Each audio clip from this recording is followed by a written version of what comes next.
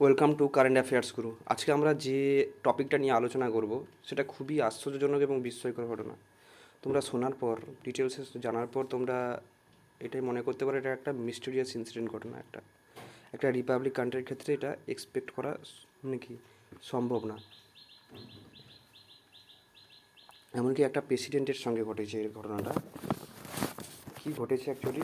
On Wednesday Haiti, একটা Caribbean country যেখানে অনেক মাস ধরে প্রোটেস্ট চলছে, ইকোনমিক ক্রাইসিস দেখা দিয়েছে, আর কোভিড-19 তো আছেই, আরও অনেক কিছু প্রবলেম নিয়েছিল। তার প্রেসিডেন্ট জোভেনেল ময়সিকে তার নিজস্ব বাড়িতে, যেটা হাইতির ক্যাপিটাল পোর্ট আও প্রিন্সে, গুলি করে হত্যা করা হয়েছে এবং তার স্ত্রীকেও ইনজোর করা হয়েছে। 12টা গুলি করা হয়েছে তাকে। তাকে 12টা গুলি করা, লোকাল বডিজ থেকে পাওয়া গেছে, লোকাল মিডিয়া থেকে পাওয়া গেছে, তাকে 12টা, তার দেহে 12টা গুলি পাওয়া গেছে। হাইতির পুলিশ চিফ বলেছে, তারপর থার্সডে তার পরের দিন হাইতির পুলিশ চিফ বলেছে যে তাদের মধ্যে অপরাধীদের মধ্যে 4জন অপরাধীকে তারা হত্যা করেছে। গান ব্যাটেল চলাকালীন, পুলিশ আর অপরাধীদের মধ্যে গান ব্যাটেল চলাকালীন 4জনকে হত্যা করেছে, আর 2জনকে তারা আটক করেছে। আর এই খবরটা জানা যায়, এটা কে অ্যানাউন্স করে? থার্সডেতে, মানে যেদিন ঘটনা ঘটে, বুধবার ঘটনা ঘটে, বৃহস্পতিবার এটা ওখানকার পিএম ক্লাউড জোসেফ ওটা এই খবরটা জানায়। ঠিক আছে, এবার আমরা এই টপিকটা নিয়ে পুরো ডিটেলসে আলোচনা করব, জানবো কোথায় হাইতিটা, কোথায় সেই কান্ট্রিটা সম্বন্ধে জানবো, জোভেনেল মাইসি কে ছিলেন সেটা জানবো, কেন তাকে টার্গেট করা হয়েছিল হঠাৎ, এবং তার মৃত্যুর পর তারপর হাইতির নতুন প্রেসিডেন্ট কে হলো। হাইতির সম্বন্ধে আমরা আগে ফার্স্ট জানবো। ঠিক আছে, হাইতির অফিসিয়াল নেম হচ্ছে রিপাবলিক অফ হাইতি। তার ক্যাপিটাল অ্যান্ড লার্জেস্ট সিটি হচ্ছে পোর্ট আও প্রিন্স। কারেন্সি হচ্ছে গর্ডে। অফিসিয়াল ল্যাঙ্গুয়েজ হচ্ছে ফ্রেঞ্চ। আর রিলিজিয়ান ওখানকার বেশিরভাগ মানুষই অ্যাকচুয়ালি খ্রিশ্চানিটি ফলো করে। ঠিক আছে, প্রেসিডেন্ট হচ্ছে ক্লড জোসেফ অ্যাক্টিং, কারণ জোভেনেল ময়সির মারা যাওয়ার পর ক্লড জোসেফকে প্রেসিডেন্ট হিসাবে অ্যাপয়েন্ট করা হয়। আর পিএম হচ্ছে তো ক্লড জোসেফ, এখন চেঞ্জ হয়ে গেছে। আর ইন্ডিপেন্ডেন্স সেটা আগে ফ্রান্সের আন্ডারে ছিল। ঠিক আছে, সেটা ইন্ডিপেন্ডেন্স পেয়েছিল। তার পপুলেশান হচ্ছে 1,15,43,309 জন। এবার আমরা হাইতিটা কোথায় ওটা আমরা ম্যাপে দেখব। দেখো, এটা হচ্ছে হাইতি, এটা হচ্ছে হাইতি, এটা হচ্ছে হাইতি। দেখো, এটা হচ্ছে হাইতি, এটা হচ্ছে হাইতি, দেখতে পাচ্ছ। এটা হচ্ছে পোর্ট আও প্রিন্স, এটা হচ্ছে পোর্ট আও প্রিন্স, এটা হচ্ছে হাইতি, এটা হচ্ছে পোর্ট আও প্রিন্স, আর এটাকে পুরো হচ্ছে হাইতি। দেখো, এটা হচ্ছে পুরোটা হাইতি, এটা হচ্ছে পুরোটা হাইতি, এটা পোর্ট আও প্রিন্স। এটা হচ্ছে ডোমিনিকান রিপাবলিক, এটা হচ্ছে ডোমিনিকান রিপাবলিক, যেখানে মেহুল চস্কির ঘটনা চলছে। এটা হচ্ছে কিউবা, এটা হচ্ছে কিউবা, দেখতে পাচ্ছ। এটা হচ্ছে নর্থ আমেরিকার একটা সাব রিজিয়ন। ঠিক আছে, আর এটা হচ্ছে মেক্সিকো, এটা হচ্ছে ইউএসএ, এটা কানাডা, এভাবে আছে সব। এটা হচ্ছে কলম্বিয়া, ভেনেজুয়েলা, গিনিয়া, ব্রাজিল। এটা হচ্ছে নর্থ আমেরিকান কান্ট্রির ভিতরে পড়ছে, নর্থ আমেরিকান এর ভিতরে পড়ছে, ইউএসএ নর্থ আমেরিকার একটা সাব রিজিয়নের ভিতরে পড়ছে। এবার আমরা দেখবো অ্যাকচুয়ালি হাইতিটা হলো first black led republic, world's first black led republic, মানে কালো মানুষদের দ্বারা পরিচালিত প্রথম রিপাবলিক দেশ, গণতান্ত্রিক একটা দেশ। এই ঘটনার পর পিএম মোদি কন্ডোল করেছে, শোক প্রকাশ করেছে এই অ্যাসাসিনেশনের পর। এই যে এনডিটিভি নিউজটা কভার করেছে, PM Modi says saddened by Haiti's president's assassination, offers condolence to family. এই যে ইন্ডিয়ান এক্সপ্রেস কভার করেছে এই নিউজটা, Haiti president Jovenel Moise assassinated at home, Indian Express দ্বারা কভার করেছে। এবারে আমরা দেখবো অ্যাকচুয়ালি ঘটনাটা কী হয়েছে। জোভেনেল ময়সি হাইতির একজন 53 ইয়ার্স ওল্ড প্রেসিডেন্ট, যে কিনা তার নিজস্ব বাড়িতে, যেখানে তার স্ত্রীর সঙ্গে বসবাস করতো, যেটা হচ্ছে হাইতির ক্যাপিটাল পোর্ট ইউ প্রিন্সে অবস্থিত। সেখানে কিছু আততায়ীরা বা গানম্যানরা ঢুকে তাকে হত্যা করে এবং তার স্ত্রীকে ইনজোর করে আবার চলে আসে। ঠিক আছে, এবং তার এটা জানা যায় ওখানকার হাইতির পিএম ক্লড জোসেফের কাছ থেকে। তারপর এটা কোথায় জানা যায়? যেদিন ঘটনাটা ঘটেছিল ওয়েডনেসডে, থার্সডেতে ক্লড জোসেফ এটা অ্যানাউন্স করে। তারপর ওই থার্সডেতেই ওখানকার পুলিশ চিফ অ্যানাউন্স করে যে বলে যে ফোর সাসপেক্টসকে তারা হত্যা করে, ফোর্স অপরাধীদের তারা হত্যা করে, আর হচ্ছে দুজনকে তারা অ্যারেস্ট করে। গান ব্যাটেল চলাকালীন পুলিশ আর অপরাধীদের মধ্যে গান ব্যাটেল চলাকালীন 4 জনকে হত্যা করে এবং 2 জনকে তারা অ্যারেস্ট করে। এই যে এখন দেখতে পাচ্ছ the New York Times cover করেছে। Hours after Haiti's president is assassinated 4 suspects are killed and 2 arrested. বুঝতে পারছো এখানে লেখা আছে কী আছে, যে সবাই কভার করেছে এগুলো। এই দেখো, তারপরে রিসেন্টলি 11 আর্মড সাসপেক্টসকে তারা গ্রেপ্তার করেছে। তারা তাইওয়ান অ্যাম্বাসিতে তারা ঢুকে লুকানোর চেষ্টা করছিল এবং তাইওয়ান অ্যাম্বাসি থেকে তা খবর দিয়ে তাদেরকে ধরিয়ে দেওয়া হয়েছে এবং তার মধ্যে 2 জন আমেরিকান প্রেসিডেন্ট ছিল। ঠিক আছে, আর PM ক্লড জোসেফের অ্যানাউন্সমেন্টে আরেকটা জিনিস উঠে আসে যে যারা অপরাধীরা তারা স্প্যানিশে কথা বলছিল, আর হাইতি হচ্ছে French or cruel speaking country, যার জন্য এখান থেকে বোঝা যায় যারা মার্ডারাররা ছিল বা যারা অপরাধীরা, যারা সাসপেক্টসরা, তারা হাইতির বাইরে থেকে এসছে, কারণ তারা স্প্যানিশ বলছিল। তবে লোকাল মিডিয়া থেকে জানা গেছে যে হাইতিকে ঝাঁঝরা করা হয়েছিল 12খানা গুলি দিয়ে, তার বডিতে 12খানা গুলি পাওয়া গেছে, বুলেটস পাওয়া গেছে। আর পুলিশ চিফ লিওন চার্লস বলেছে তারা অপরাধীকে এখনও খোঁজাখুঁজি চলছে, এখনও যদি তাদেরকে পাওয়া যায় হয় তাদেরকে হত্যা করবে, না হলে তাদেরকে ক্যাপচার করবে। ঠিক আছে, এটা থার্সডেই বলেছিল। তবে এখানে আর একটা বলার আছে যে যেসব অপরাধীরা তারা এই কাজে নিযুক্ত ছিল, তারা ওই প্লটে ওই ইনসিডেন্টে কোনো লিঙ্ক ছাড়েনি, কোনো এভিডেন্স যে ওখানে ফেলে যায়নি, যাতে পুলিশের ওই সব খুঁজতে একটুখানি সুবিধা হয়।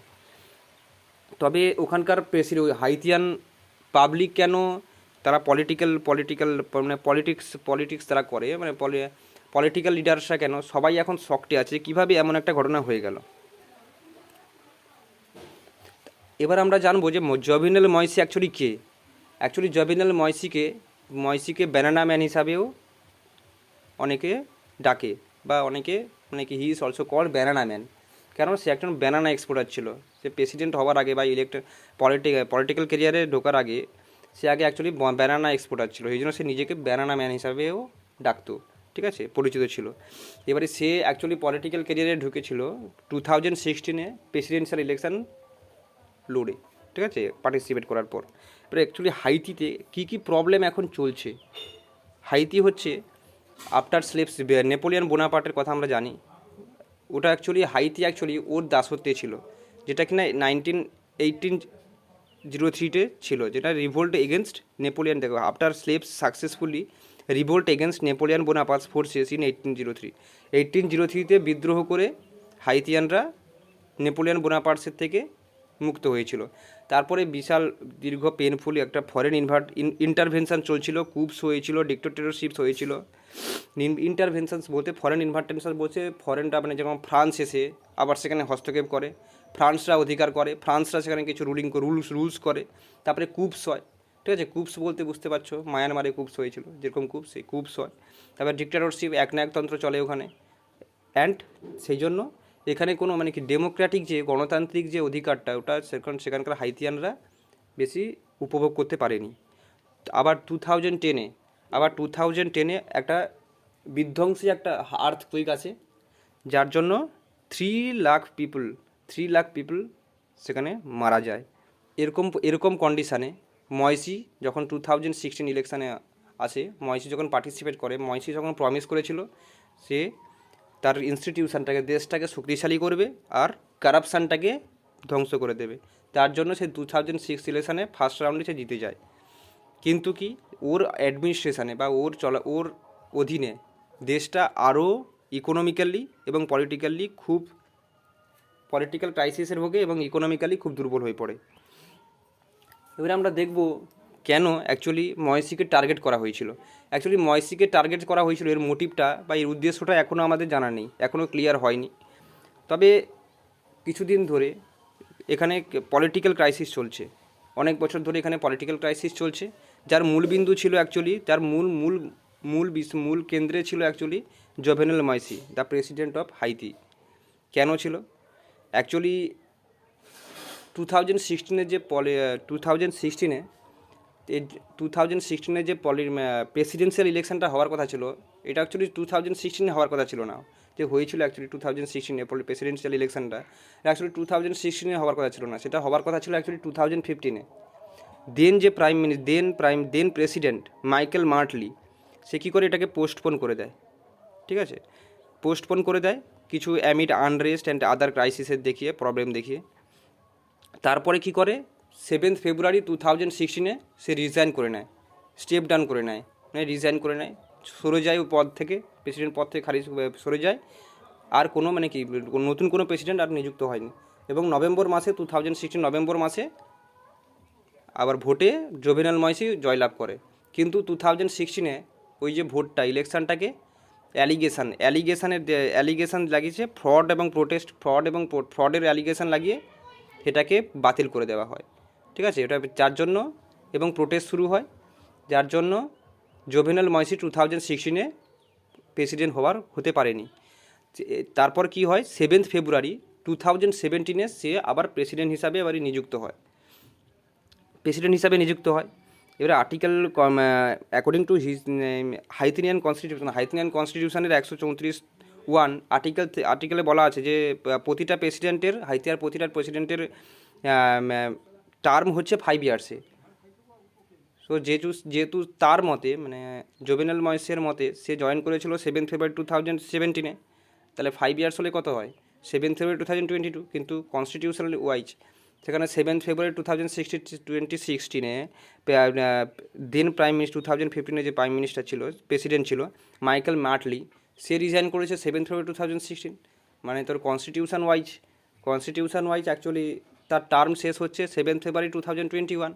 অপোজিশন লিডার এবারে 7 ফেব্রুয়ারি 2021 পেরিয়ে যাওয়ার পর যখন প্রেসিডেন্সিয়াল ইলেকশন বা লেজিসলেটিভ ইলেকশন যখন হচ্ছে না, তখন অপোজিশন লিডার্সরা দাবি করতে থাকে যে ময়সিকে প্রেসিডেন্সিয়াল ইলেকশন করানোর জন্য, যেহেতু 7 ফেব্রুয়ারি 2021 হয়ে গেছে এবং তার সেটা 5 বছর কমপ্লিট হয়ে গেছে, 5 ইয়ারের একটা টার্মটা কমপ্লিট হয়ে গেছে। কিন্তু জোভেনাল ময়সি বলে না, আরও 1 বছর বাকি আছে। এরকম বলতে থাকে, যার ফলে পলিটিক্যাল ক্রাইসিস একটা চলতে থাকে, যার ফলে যেহেতু এটা রিফিউজ করে দেয় ময়সি পলিটিক্যাল ক্রাইসিস তার 1 বছর দাবি করে, যার জন্য কি হয় ওখানে একটা কান্ট্রি ওয়াইড প্রোটেস্ট দেখা দেয়, যার ফলে অপোজিশন লিডার্সরা মিলে তার সাথে একটা গভর্নমেন্টের সাথে একটা প্যারালাল গভর্নমেন্ট চালায়, যেখানে Joseph Mecene Jean Louis Supreme Court জাজকে তাকে প্রেসিডেন্ট করানো হয়। ময়সি এটাকে কুপ হিসাবে ঘোষণা করে এবং 2 ডজনস অপোজিশন লিডার্সকে অ্যারেস্ট করে। এর ফলে কি হলো, অ্যারেস্ট করার ফলে হাইতিতে প্রচুর বিশৃঙ্খলা শুরু হয়, যার ফলে প্রচুর আর্মড গান স্প্রেড মানে হচ্ছে অনেক মানুষেরা তখন প্রোটেস্ট করতে শুরু করে, কিছু মানুষ হাতে বন্দুক নিয়েও চলে আসে প্রোটেস্ট করতে, ফলে পুরো দেশব্যাপী এরকম শুরু হয়, এই ঘটনা ঘটতে থাকে। তার ফলে ময়সি প্রমিসড করে যে সে লেজিসলেটিভ এবং প্রেসিডেন্সিয়াল ইলেকশনটা করবে উইথিন 1 ইয়ার, এক বছরের ভিতরে। তবে সে তার কনস্টিটিউশনে কিছু চেঞ্জ করতে চায়। কী চেঞ্জ করতে চায়, ময়সি বলেছিল যে প্রাইম মিনিস্টার, যে হাইতির যে প্রাইম মিনিস্টার সে হচ্ছে ইলেক্টেড না, মানে একদম ভোটে পিপুলস দ্বারা ইলেক্টেড হয়নি, সে হচ্ছে নমিনেটেড বা সিলেক্টেড, ঠিক আছে। প্রেসিডেন্ট যাকে সিলেক্ট করবে সেই হচ্ছে প্রাইম মিনিস্টার হবে, যার জন্য তার কাছে প্রচুর মানে কি ইলেক্টেড যেহেতু না, তার জন্য তার কাছে ইলেক্টেড নয়, কিন্তু তার কাছে প্রচুর ক্ষমতা আছে।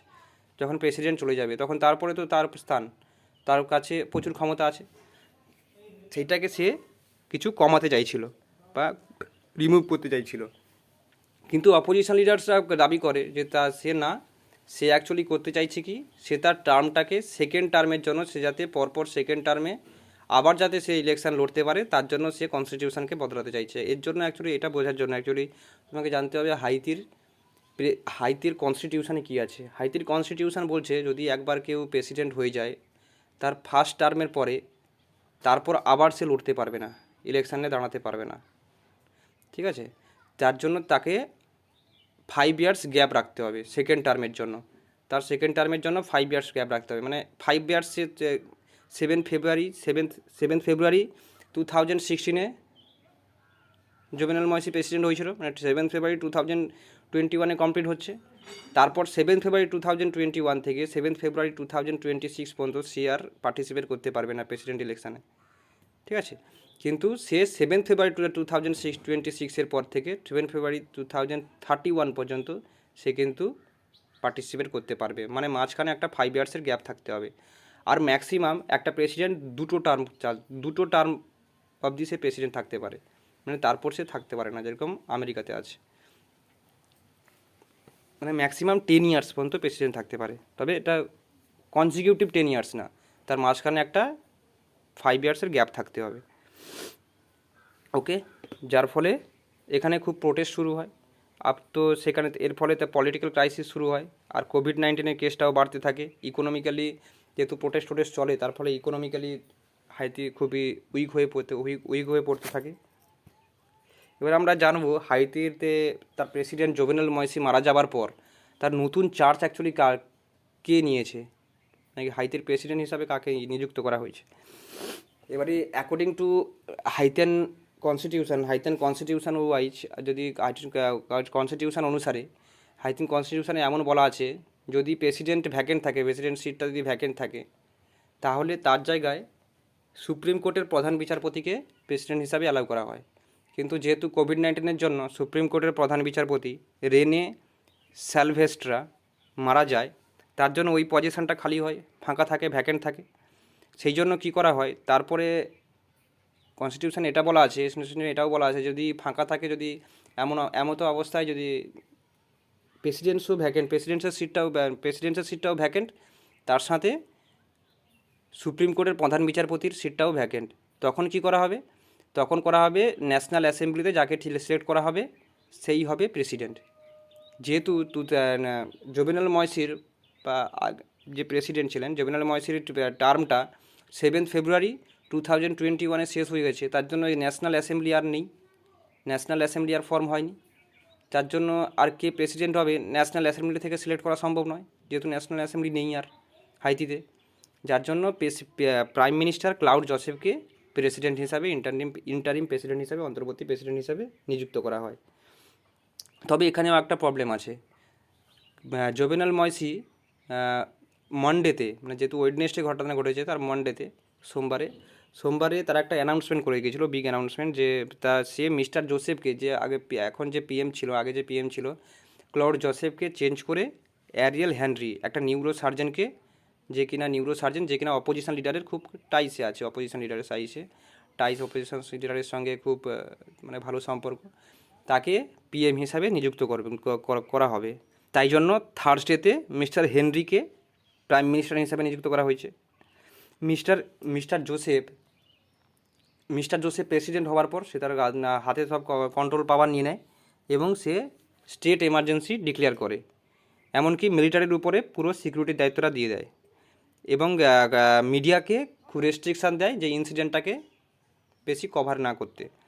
এবং তবে পলিটিক্যাল লিডার্স, এমনকি হাইতিয়ানসরা খুবই শকে আছে যে এমন ঘটনা কীভাবে ঘটতে পারে।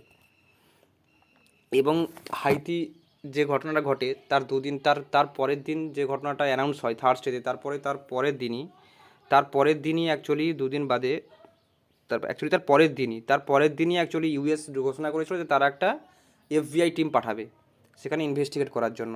রিসেন্ট যা নিউজ পাচ্ছি, ওই এফবিআই টিমটা এখন ইনভেস্টিগেশনের জন্য এখন হাইতিতে পৌঁছে গেছে, ইনভেস্টিগেট করছে। আর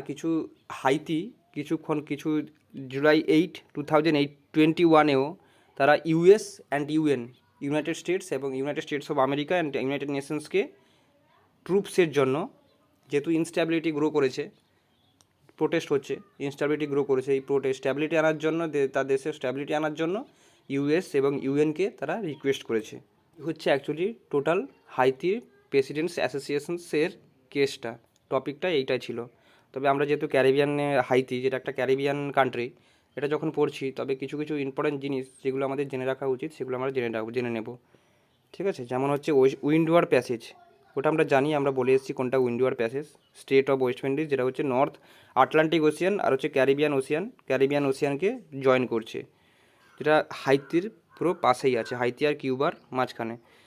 ঠিক আছে, এবারে বলছে ওয়েস্ট ইন্ডিজ। আমরা দেখবো একটা West Indies. West Indies actually কী? ওয়েস্ট ইন্ডিজ হচ্ছে একটা নর্থ আমেরিকার একটা সাব রিজিয়ান, যেটা surrounded by North Atlantic Ocean and the Caribbean Sea, যেটাতে কিনা 13খানা ইন্ডিপেন্ডেন্ট কান্ট্রি আছে অ্যান্ড 18খানা ডিপেন্ডেন্স কান্ট্রি আছে। ডিপেন্ডেন্স কান্ট্রি বলতে কোনো ফ্রান্স অথবা ইউকে অথবা ইউএসএ তাদের কোনো টেরিটরি।